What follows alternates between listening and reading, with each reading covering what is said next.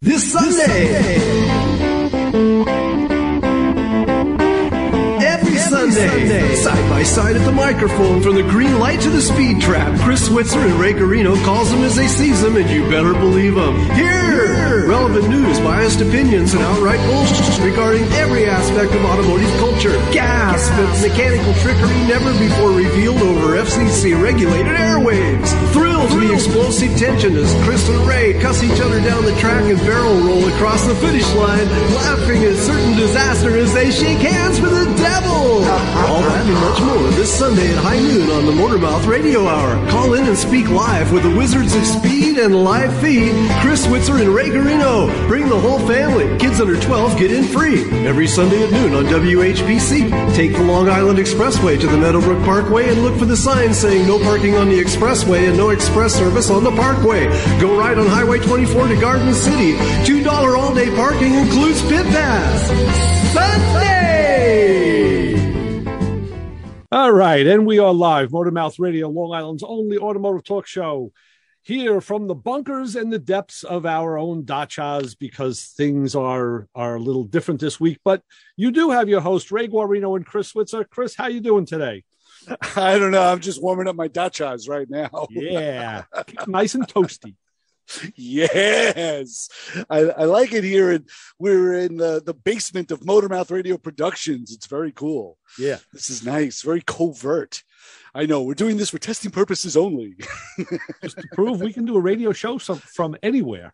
Right. Because if you hear this show, something has gone wrong. Right. Well, if you don't hear it, something's gone wrong. So, well, let me ask you a question. Speaking about going wrong and keeping in the vein of what we usually do, did you have a chance to do any automotive work this week? Other than shoveling the snow off the car, I unfortunately have to say no. I have not done any automotive work this week whatsoever. This was the week from winter's hell, as far as I was concerned. But what about you? Wow. Don't tell me. Yeah. Don't tell me you were under a vehicle. I did. You were a better man than me, Gungadin. Earlier in the week, we had one of those days that was like 68 degrees, a couple spots around Long Island. And I had to take a half a day off because I had a meeting with a financial planner. So I had to be available for that. So I had some time before that, and I used it to do an oil change on the problem child car, the one that I was having trouble getting an inspection for because of a check engine light and service issues. And I said, well, what happened was, just to back up, I was having trouble with that inspection. We spoke about this last week, and I did use a little device called an extender. I know, and it makes you smile every time you say that. Yeah, I borrowed yours, and it does work. It works great. So I'm not giving it back, though, because I need it. You have to get another one. I'll get you another one. I'll get you a bigger one. Please give me Can you give me one that can extend further? Yes. Yeah, we'll do that. They have one now like that now. And what it does is it kind of, I don't know if we should be talking about this on an automotive show, but it kind of cheats the system where I was going to say, you could talk about your personal problems on this show. That's fine. No one's listening. It moves the probe. Moves the probe further out of the airflow. Nice. And lets the sensor not see the full stream, if you will. Right. And in doing so, the computer thing said everything is okay, and you're right. You don't want to see the full stream of your probe. I get it. Yeah. So it worked, and I was driving the car around earlier in the week. Was it Tuesday? I don't know. We were no check engine light, and my data was okay. I had readiness monitors set, and my wife wanted to go to a store, and I said, you know what, I'll go with you. I said, but when we're done, you have to come with me, and we have to go to the inspection place, one of the guys that we know from this show, because the store is in close proximity. I said, this way, we'll save on the trip. And she said, oh, okay. And we did, and we sat. Wait, what did she say again? Oh, okay. And rightfully so. We did sit there for a while. You have to wait your turn. When it's almost, we've talked about this on the show a lot. It's almost sometimes not worth it when you deal with people who you kind of take the back seat you're not on the fast track because the paying customers, the guys that are dropping tens and thousands of dollars, they kind of get the first class seat, and you have to wait. Yes. You know, it's funny. You're dipping into a territory that I totally agree with you on. Sometimes having that friend type of business arrangement can be a detriment, but go right ahead. Yeah. Right.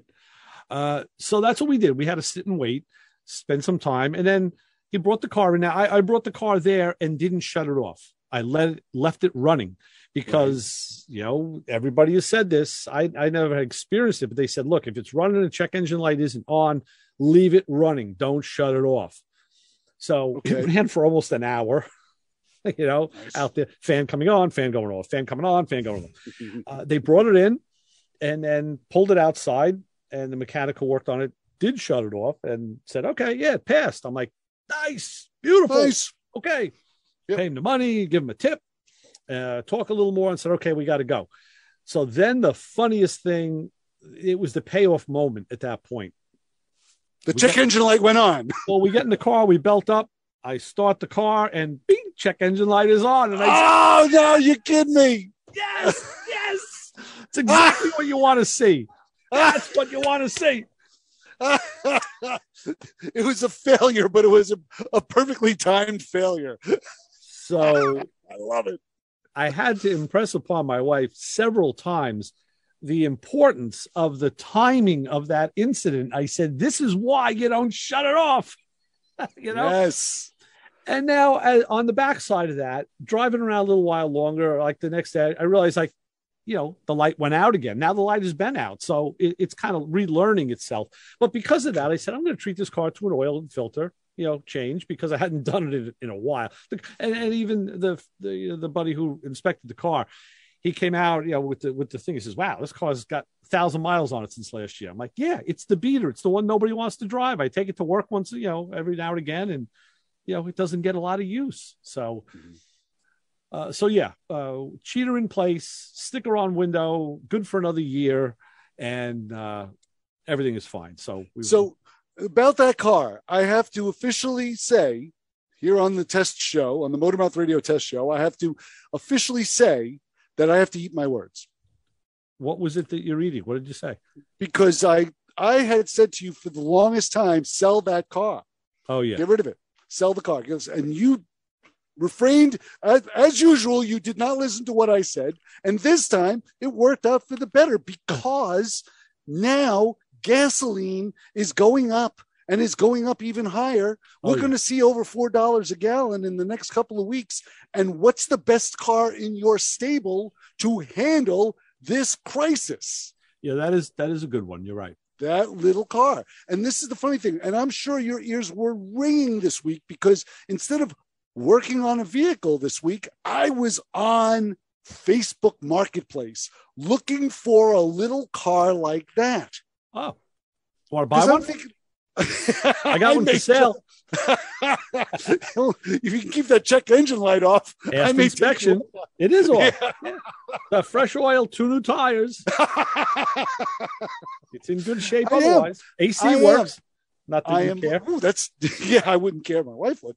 But no, I'm thinking that is to me the greatest car. And I've always said this. I've always said that there should be in every stable, if anybody can possibly do it, if they could squeak it out, get a small little Toyota Corolla or a Honda Civic or anything like that, and just keep it on the side because you never know when you're going to need it. You never know when you're going to need a little tiny car that can just scoot around in. I mean, to me, it's a luxury. To you, it's a luxury, but it's almost getting to the point now. It's almost like a necessity. I have 2 Mama Luke vehicles that we use back and forth that get like an average of 17, 18 miles to a gallon. I'm thinking this right about now is not really those aren't really the greatest vehicles in the world to have, because if my wife is just ferrying to the store, or if I'm going to Home Depot, we're taking those cars. I'm not going to take the Chrysler. Right. I mean, that thing, just starting that up will use six gallons of gas. So that's why I'm like, I better get on the stick here and find nothing expensive, just something to kick around in. And that's that's really been the goal. So yeah, that's where I've been automotively this last week. The only problem with that theory of letting a car sit is that you're letting it sit. Well, and they're not always the same when you reactivate them, you know. That is true. No, and like you say, you have to delegate when to use the vehicle. Like, I mean, I just sold the LeBaron, which was the most fuel efficient vehicle I had in the stable. And of course, I sold it like a month ago. But yeah, there were times where that car sat for 6 weeks at a time. And you get in and hit the key, and all of a sudden, you know, freaky stuff would happen. It's like, what is going on here? I had a laugh. There was one particular instance. I hit the button, the passenger button, on the window, the passenger seat button. I hit the passenger door. I hit the button. It wasn't going down. I'm like, this thing worked just fine. There you go. What is going on? I'm rocking the button, shaking the window. And finally, all of a sudden, it started working again. I'm like, okay, that was a little weird. Yeah. But it's when a car sits, freaky stuff happens, which is the case. So yeah, it would have to be kind of thrown into the mix every once in a while. Okay, this is the week we have to use the little one, and just use that and put the big ones away. Well, that's what I started doing. You know, since this car is on the road, I'll take it to work on the weekends, or I take it to the station on Sunday, and, you know, just give it that. Not that it's a long drive, but it's something, you know, keep the battery charged. I thought you were talking about buying a car and then like just sticking it next to the garage and letting it sit. Well, that's what I would do. Yeah. Now you can't take it out and drive it, really. What I would do personally is obviously the hard way. Yeah. No, I wouldn't suggest anybody buy a car, just stick it on the side. But to incorporate it into the web of your commute, of your daily routine that involves an automobile, throw it in the mix. Yes. But me personally, no, I'd buy a Honda Civic and stuff it in the back. See, now leave it there. As I've grown in the hobby and gotten older, I think of immediately how other people have rationalized, and you've done this too a lot of times, and say, okay, if you do buy that car, no, I don't care how small it is or what it is, it's still going to cost, you know, if you want to keep it on the road, there's a registration, a license inspection fee. Sure. So that's a cost yearly, and insurance. Right. And does that offset what you would put in gas in the vehicle you already own? You know, a brilliant equation. Yes, I totally agree with you. It all depends on how much gas goes. If at $4 a gallon, I think you're like, but maybe it's $7 a gallon. Yeah. If that's the price that gasoline is going to be in the next couple of months, maybe over the summer. Yeah. You never know. The way, you know, we live in these strange times, you know, people invading other people, you never know what's going to happen with the economy. So that's why it's either that or a rickshaw or a 10-speed. Yeah. Or and like I said, boy, I picked a good time to buy a truck. You know, to sell your fuel efficient vehicle. Hey, speaking of which, you still have that fuel efficient vehicle? Yep. You still have it. Yep. Holy smokies. That's funny. Sitting at the shop. And I had a couple calls on it again. And again, nobody followed up on it. And I'm wondering, like, after it's a year now that I've been driving this FJ, a year just this past week.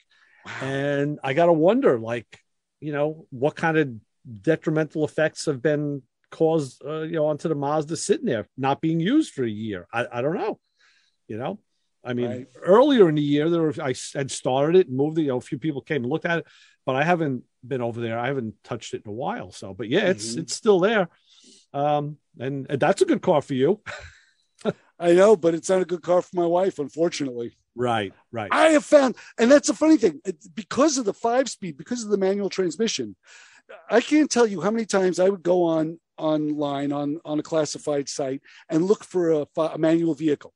Yeah. Never find them. Never, anywhere. This is my timing. My timing is awful. Right. Never find a manual 5-speed, 4-speed vehicle that I would like. Right. Now, all of a sudden, I go, if this is a car that my wife and I are going to share, she doesn't want to drive 5-speed, so I'm going to have to find an automatic. Ray, I can't tell you how many great 5-speed vehicles I've seen online. Really? Great ones. I'm like, I got to snap this up right. Oh, it's a 5-speed. Yeah. I'm like, oh, you dirty dog, if I had a rock. It happens all the time. It happens. So my timing is awful. If I'm looking for a pickup truck, I'll find the greatest a small little beater car. If I'm looking for a small little beater car, I'll find the greatest truck. Yeah. Online. If I'm looking for a classic car, I'll find a great commuter car. If I'm looking for a great commuter car, I'm going to find a fantastic classic car. Yeah.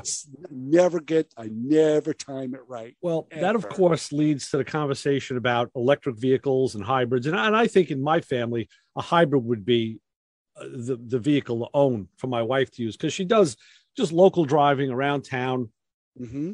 Not highway. And I think that'd be, I'm not ready to go fully EV yet. I think the hybrid would be the way to go. But there is something that broke last week, and it is on our website, and people would want to visit motormouthradio.com.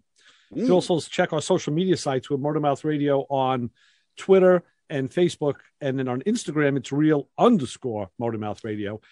We have a video up there. It's a real quickie. It's only it's only a few seconds long. It ends up. Bob Tasca from Tasca Ford, the guys that raced all through the 60s and 70s with the Mustangs. Yeah.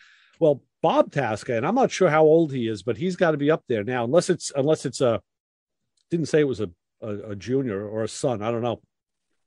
They're campaigning a fully electric, a fully EV Mustang, a late model Mustang. This sucker has 1,500 rear wheel horsepower. They just set the world record in the full body electric car at 8.12 seconds, 172.97 miles an hour. Wow. And I'm watching it now. Yes. I think I got it. It's on real_Motormouth Radio. I'm watching it now on Instagram. Right. Yeah. Holy smokes. This thing is a terror. There was a guy, I would say about maybe 3 or 4 years ago. He was campaigning a Datsun 510. It was a small little car, little bracket racer, and he had an electric motor. Ray, it was the size of like 3 lunchboxes put together, and it sat above the rear wheels. And he unplugged it, put it aside, and put another one in during this article I was watching during this video. This thing was the fastest little car I ever saw. It lit up like boop, gone. There was no drama. It was just from the starting line, it took off like a rocket. I couldn't believe it. Yeah. And it was an electric vehicle, and it was just a Datsun 510 that would beat anybody. Okay. Hold your volts while we take a quick break. Okay. Hang on. You're listening to the Motor Mouth. Hello, gentlemen. You guys call yourself hot rodders. Come on, man. I was waiting for you to learn how to trim my bonsai plant. Motor Mouth. Love the show, and keep them coming. You have to excuse me. I was just outside messing around with the car. I'm reluctant to say I'm anything like you guys. Motor Mouth. But I am exactly like you guys. I try and keep every old thing going. Good show as usual. Motor Mouth. You guys are trouble. I know you guys have your finger on the pulse of stuff. Our trained staff of 2 will help. Come on and ask and answer some car questions. I'm a fountain of useless knowledge. Well, quite frankly, there are better things to do with your time. Instructions are just another man's opinion, Ray. Yeah, I talk to you guys when I need you. I appreciate you. I listen to you. Yeah, I want to know what is wrong with my car. I'll be glad to answer any questions for you I can. You're different because you glow in the dark, so it's all good. Rob, can I ask you a question? Sure, ask anything you want. Motor Mouth. Have you heard from Ray or Chris saying that this was going to be the best show ever in the history you see, of it's mankind? funny because Ray will come in and say, well, Rob, this is going to be the greatest show we've ever done. It's not Sunday morning until I'm sure. And sometimes that Chris... Motormouth Radio is going to be the best show that was ever done. And then Chris will sometimes joke that it's going to be the worst show they've ever done. There are answers, sometimes correct ones, and we may have them. Motormouth Radio, 90.3 FM, WHPC. Motormouth. Hey, you, get over here. Every Sunday, 12 to 1, you are going to tune in to hear the Motor Mouths, my friends Ray Guarino and Chris Switzer. 90.3 FM, WHPC. You might learn something. All right, so we are now back with our guest. We have Mr. Dave Barden from the Power Probe company on. Dave, pleasure to have you with us again. Great to be back, guys. How are you guys doing? Very good, very good. Doing well, Dave. Yes, thank you for being on the show. Yeah. The Power Probe is one of my favorite. It's one of my favorite tools to use. It really is, because when you do electrical work on a car, our other co-host Joe had always called He always said the test light was his favorite tool, and now he called. Back in the day, he started saying the Power Probe was like a test light on steroids. Great description. Yeah, and we came to learn that. So, Dave, what are you guys up to these days? What's happening with Power Probe? I know the Power Probe tool is still being sold and used, but what's happening with you guys? A lot of new things out there and on the horizon. We've talked about our probe testers in the past, I believe. Yes. Our most popular, the Power Probe 3, like you said, like a test light on steroids, combines the functions of a voltmeter, a test light, and even has the ability to apply power and ground to circuits. We have different versions. The PP4 has more multimeter functions like frequency and resistance. And our newest, the Maestro, has all those multimeter functions and the ability to show waveforms on the screen of the tool and Bluetooth, so you can actually send those readings out to an app on your phone or tablet. Yeah, I noticed the newest Power Probe has a larger screen as well, which is good for guys like me who are getting a little older. Yeah, I'm with you. Yeah, yeah, it's true. That's that makes it real nice. And also I think it articulates itself. So if you have the tool, if it's upside down, the screen will flip as well. Is that correct? They do have a flip screen function, because a lot of times you're pointing this thing down and your readings are upside down. So you have the ability to have it either way. Yeah, most times I find I'm upside down. I mean, because let's face it, when you're doing electrical work, especially under a dash or under the car, you can be in any position at any time. And correct. It's then like, where's the screwdriver? Oh, geez, what's that pain in my side? Oh, yeah, there's a screwdriver. You're laying on it. But, and Dave, the display is also lit as well, correct? I'm looking at some of them now. Oh, yeah. Right? Because a lot of times you got to using a Power Probe in a dark area like under a dash, you don't have a clear light source. So I can see that the display is lit as well, which is really nice. Yeah, the newer tools, the displays are much easier to read, even in direct sunlight, under the dash, wherever you are. Right. Now, Power Probe's philosophy has always been trying to make a technician's life easier, specifically, in the electrical testing department. And I believe we sent you guys a couple of new tools to try out. Actually, yeah, I have this really cool the Pro Solder 50, the rechargeable soldering station, which I was playing with it a little bit yesterday, doing some small wires. I didn't have a project to work on, but I was just doing some static stuff. And these things, I've been using for a few years the butane versions, which are great, and they're very handy. Except you need to have obviously butane, available to you. Right. This one will charge off a USB, any USB port, which is very accessible these days. What was the did you guys have requests for this, or what was the reasoning behind coming out with this product? Well, our circuit testers are pretty well known, like you guys kind of explained, but we do have a lot of other tools that complement those. The other one we sent you was the ECT 3000, our electrical circuit tracer. Right. So once you've used your Power Probe to find you've got a circuit problem, maybe it has a short or an open or something like that going on with the circuit. The hard part about that repair is finding where that short or open is physically in the car. Right. Right.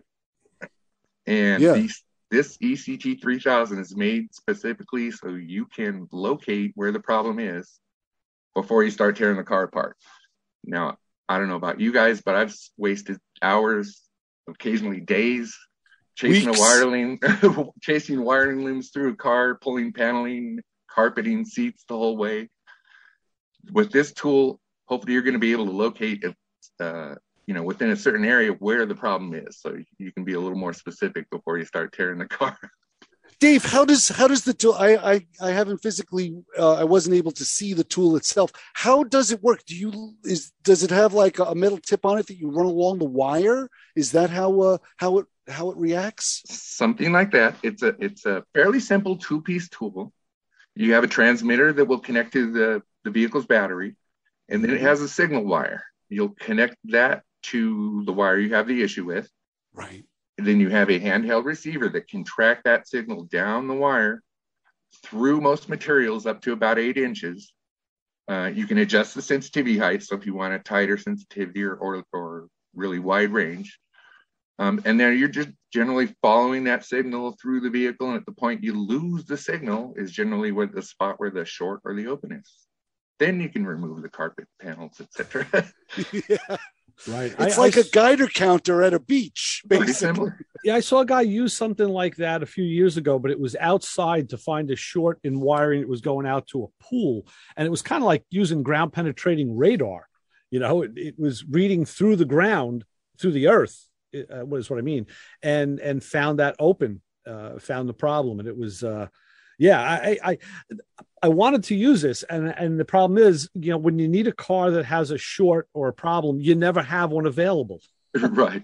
You know, so I'm looking forward to that problem that comes up that I'm going to be able to actually test, because I have something like this that I use for home use. It was the same thing for tracking. It would induce a signal in a wire, and you follow the signal with your receiver. So yeah, that's fantastic. I mean, anything that can help productivity and make a technician's job easier is worth it. You know, what's funny, you talk about having a car that you need a car that has a short.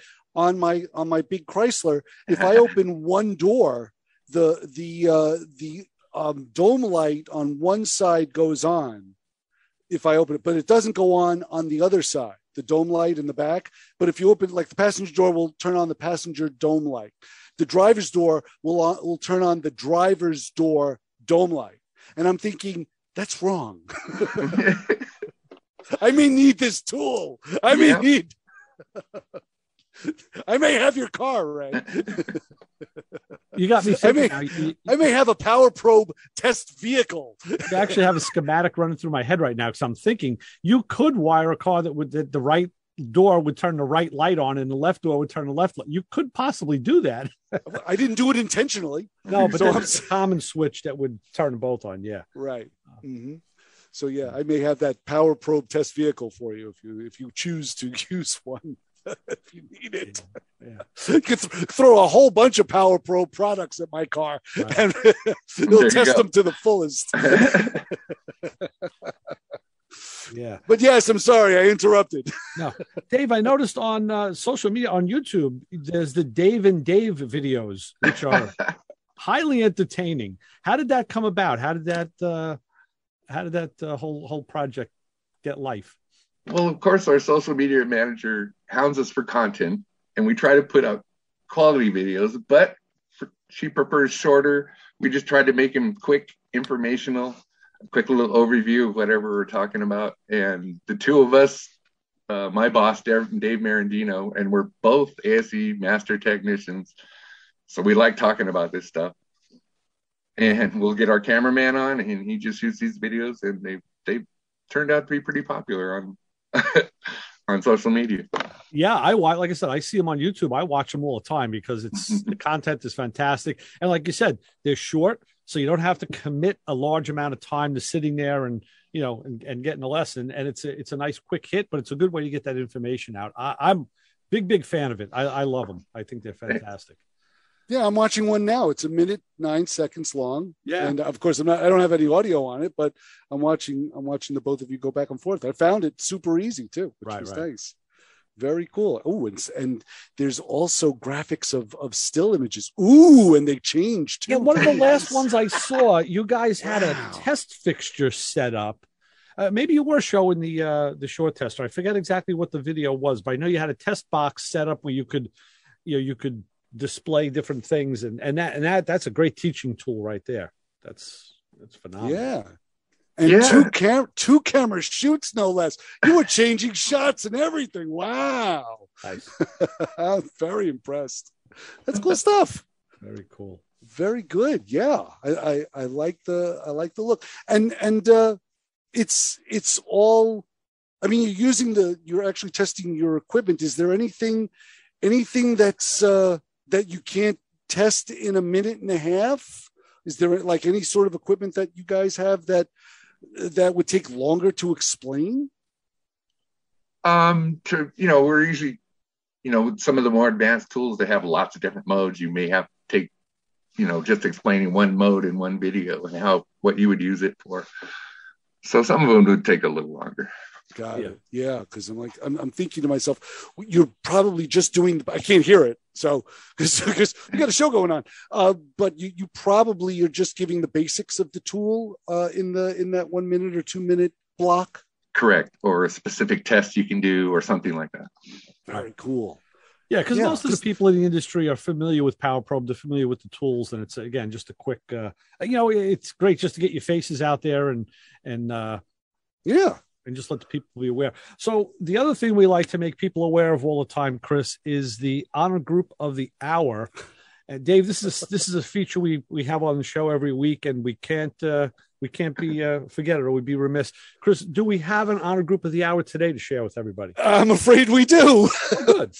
We do have an honor group of the hour this week here at Motormouth Radio, and of course, the Motormouth Radio honor group of the hour. If you go out to your car and was greeted with a dead battery, a problem we could have solved maybe with a Power Probe, but you know that sinking feeling when you go to start the vehicle and you hear nothing, or better, you hear that slow groaning crank followed by the random clicking of the starter solenoid,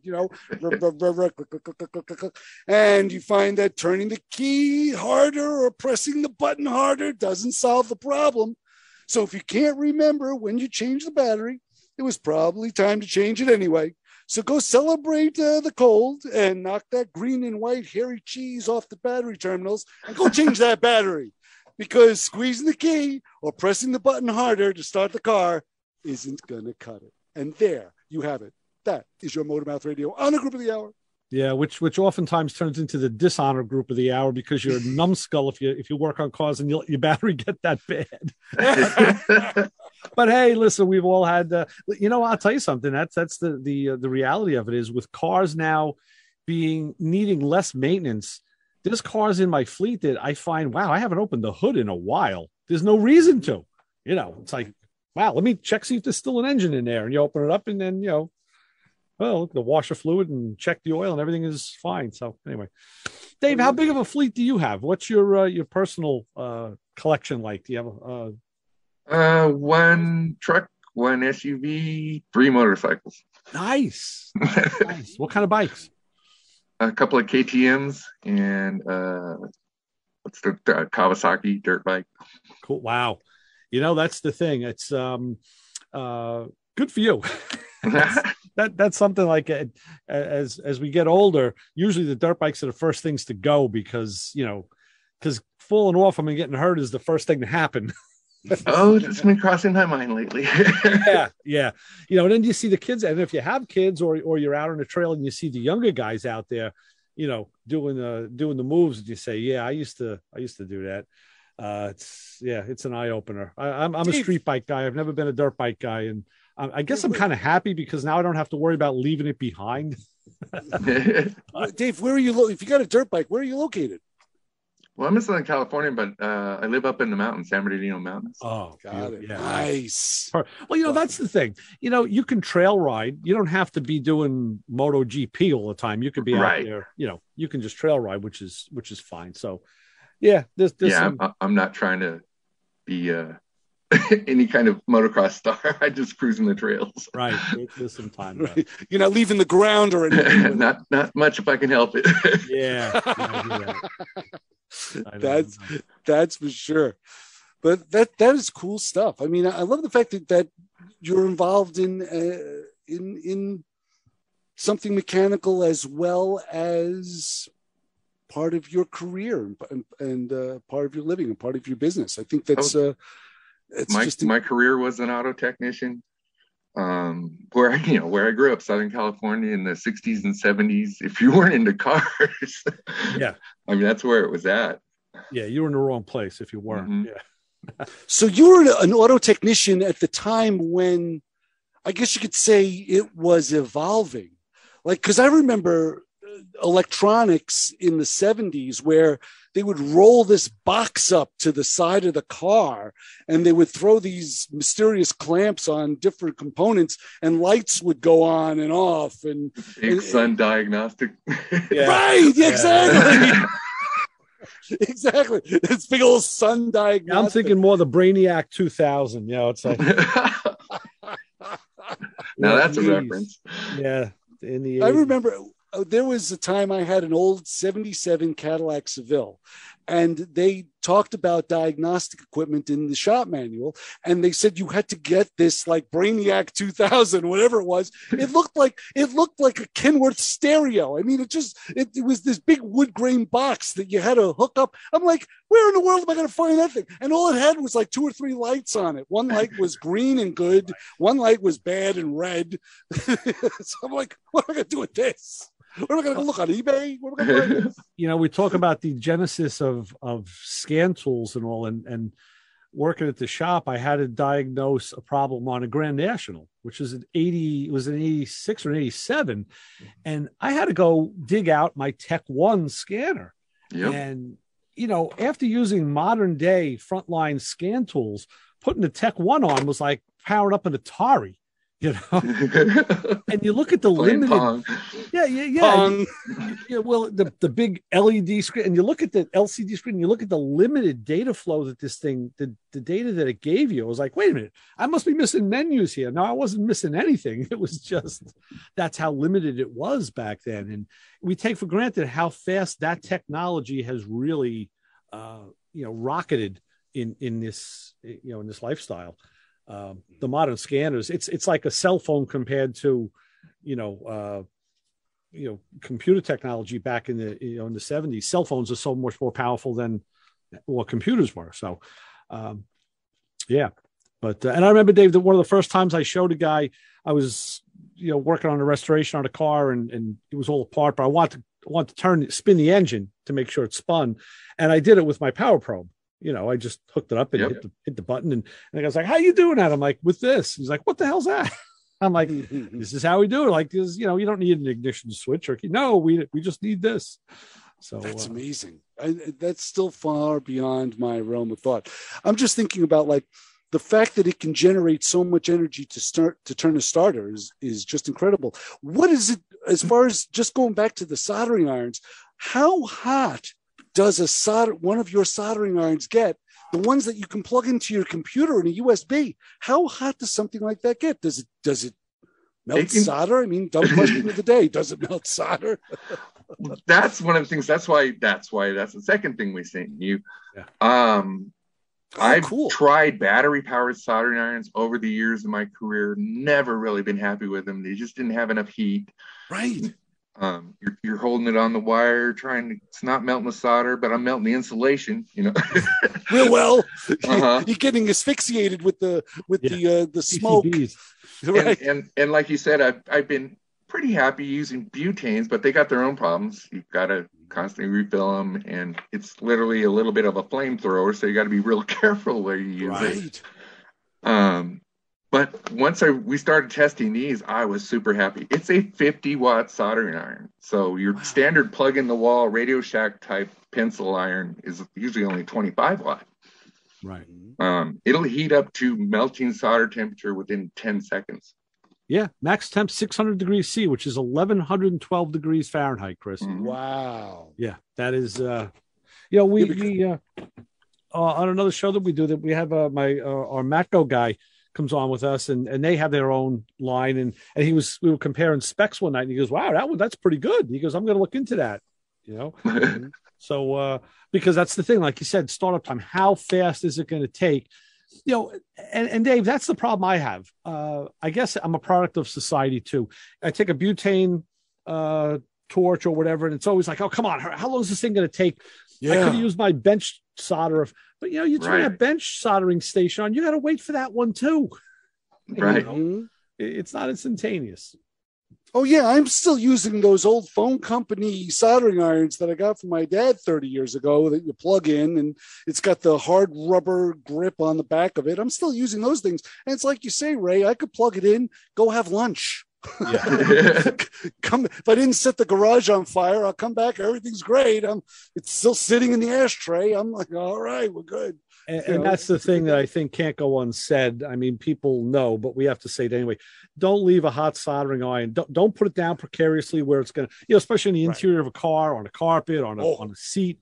Oh yeah, definitely. It's gonna burn. It's like you see the newbie with a torch, and he's waving it around, talking to people like, whoa, oh, keep that thing pointed downstream, buddy. No, very true. You're absolutely right. Yeah. Right. There's safety precautions with everything that generates heat.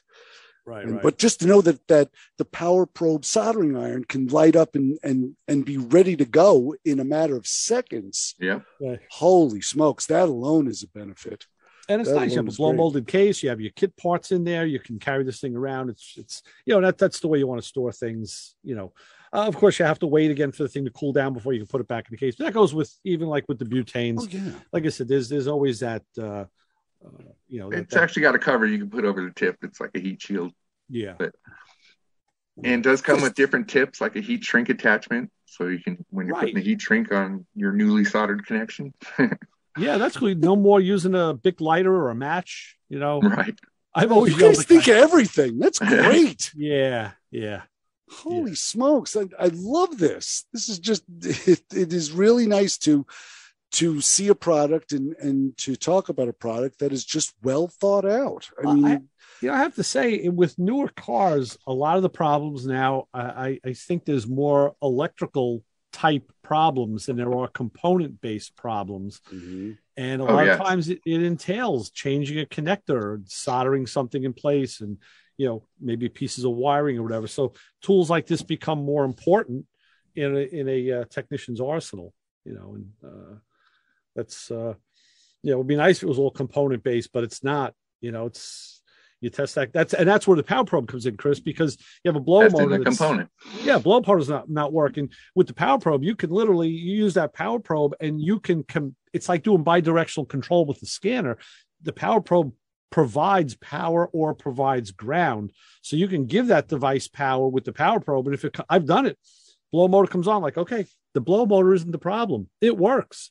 It's something in between the blow motor and the switch, and usually, it's usually the power resistor, but could be a connector, it could be, it could be a switch, it could be other things. So I love it. And in my experience, the ability to apply ground is just important. I find so many ground problems, and it usually is a ground problem in my world.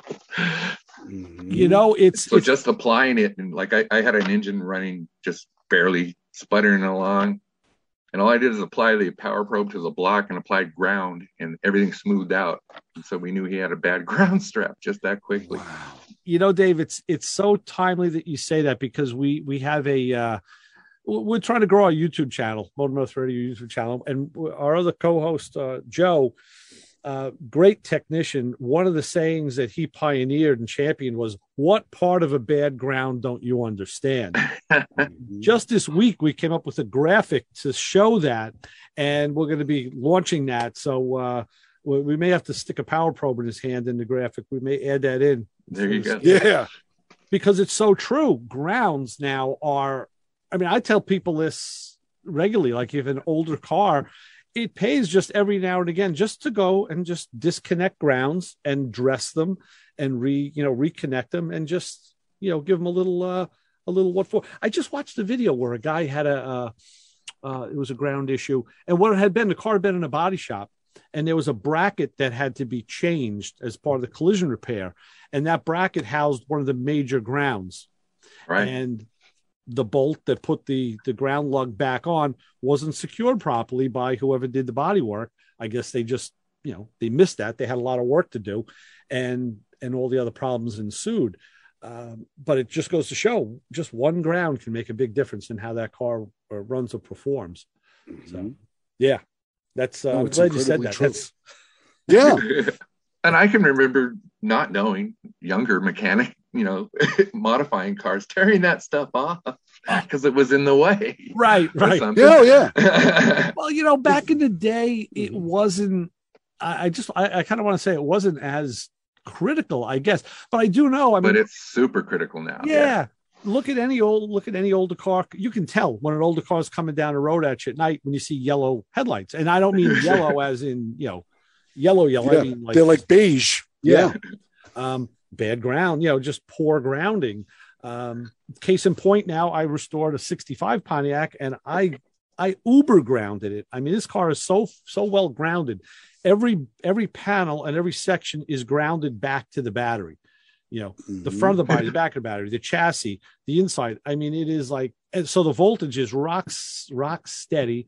The lights are bright, and it didn't take a lot of work to do that. It really did not. But yeah. And I totally understand that same Chrysler I got out of a garage that slumbered for 30 years. And the first thing I did once I got it running was start cleaning all the grounds. Any ground I saw, I cleaned it up, dressed it like Ray said, slapped it back on. And thankfully, the car has been okay for something that is still has its electronic glitches, but it functions. and just by, like you say, just cleaning the grounds. Dave, do you have go ahead. Do you have a favorite technique for dealing with and dressing ground connections? It's, you guys are back east, so it's not as big a problem out here as it is definitely back there, where you're dealing with more corrosion issues. Like you said, I'll take them off, wire brush them, you know, the bolt that it's mounted to, make sure everything's clean, the contact surfaces, and at best, if you've got it, use some dielectric grease. That'll keep it protected. Yes. The other thing I like to add in there is a star washer, an external star washer. Add some bite to it. Or two. And what I mean is, if you picture you have a ground stud, let's say, and you have like a cable with a ring eye on it, I'll put a star washer on either side of that eye terminal. So one washer will bite on the substrate, whatever panel that stud is in, and the other one is going to bite into the nut. That's great. Again, they're cheap. You buy them I buy them by a bag of 1,000, and it's just double protection. And like you said, some dielectric grease or something to coat that with. Yeah, you're going to be golden. I like that. Great tip. Yeah. Yeah, because you definitely lose a lot through a bad ground. It's has anybody, Dave? Has anybody come up with like the greatest way to use a power probe appliance? Like, has anybody stepped up to you and said, "Hey, I fixed a washing machine," or "Hey, I fixed a Sherman tank with one of these things"? Was there any sort of strange way they were applied and were successful? I've heard some pretty amazing ones. You talked about a Matco tool dealer, a guy trying to unload a toolbox and his tailgate lift wasn't working, got his power probe out, lowered it down. Yeah. The tool I just sent you, the ECT 3000, you talked about a guy like looking for a wire in his yard. I've literally had customers say they've done that. They've tracked copper plumbing in their walls. Wow. A guy had electric heated concrete floor that had a break in it. He tracked that with that tool. There you go. Some of the creativity of our customers is just amazing. Yeah. No, that's great. I love to hear stuff like that because it'll give me ideas. It's that's fantastic. Yeah. That is great stuff. That is cool. Yeah, because a lot of times I'm doing more. Sometimes I'm doing more housework than I'm doing car work. So I'm writing all this stuff down. It's great. Oh, sure. And the tools, they cross over. It's I use my automotive stuff in the house all the time. Yeah. Besides our, more automotive or vehicle specific power probes, we do sell a line of a couple of multimeters that are also suitable for homework and actually industrial work. Okay. Are they give us a rundown on the multimeter thing? I guess like a regular VOM type of a thing. We've had what's called the PPDMM, which was a little more automotive focused, but 600 volt Cat 4, so it was hybrid safe. True RMS readings for accurate AC readings, and your modes like frequency, all the multimeter test modes, amps, milliamps, but a traditional meter, not like our power probe circuit tester. Right. We've had that one for quite a while. If you go to our website, it's not available for shipping yet, but we have a new high-end meter coming out, and actually I'm not very familiar with it yet. Yeah. Okay. DM 500 Max. this one will be, 40,000 count. So lots of digits, accurate readings, got a barcode. A bar graph that'll go along with the readings. 1,000-volt Cat 3 again, so hybrid safe. But this is going to be a much more accurate meter than our existing PPDMM. Our PPDMM is known for its really inexpensive meter with a lot of features. A lot of guys look for that because, being from the electronic industry, Fluke has always been our meter of choice. It's always been the gold standard, but and I'm not going to argue that they aren't. Right. And a lot of guys use them. You pay the Fluke price.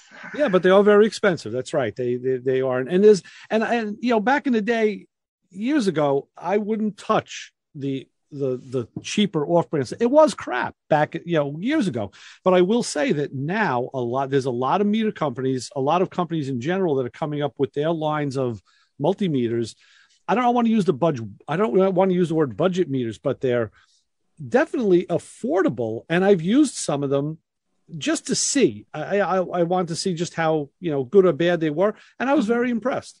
If you're not doing NASA or electronic grade readings and type of work, these things are fine for automotive work and right. Wilson work. Absolutely. You know what? It's the lowest stuff now is I think the bars have changed. So that's I'm sure your stuff is. But with hybrid and electric vehicles where the voltages are getting a lot higher than your typical 12 and 24 volt, now we're getting into the hundreds. That's where safety and quality in a meter is going to start to matter. Well, that's very true. That's the thing. I did take an iCar class on hybrids a few years ago. I'm sure that's even changed already. And safety was the one thing that was stressed right from the start, right throughout the class, and right at the end, because I think we're talking 400-600 volts, in that range. And correct. Yeah, I'll curl what's left of your hair.